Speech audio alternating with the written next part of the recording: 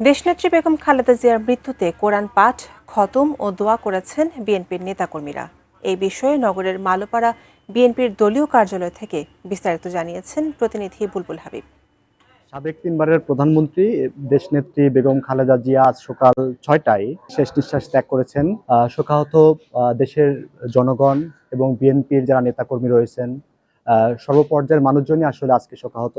আমরা দেখেছি যে তার মৃত্যুতে শোকের ছায়া নেমে এসেছে পুরো দেশ জুড়ে। সে জায়গা থেকে আসলে রাজশাহীর ৩ আসনের যিনি বিএনপি মনোনীত প্রার্থী অ্যাডভোকেট শফিকুল হক মিলন, তার আয়োজনে আসলে তার যে চেম্বার রাজশাহী মহানগরীর বিসিক নগরীতে, সেখানে আমরা দেখছি যে যারা যারা মাদ্রাসায় পড়া যে শিশুগুলো রয়েছে তাদের মাধ্যমে কোরআন তেলাওয়াত এবং কোরআন খতমের আয়োজন করেছেন।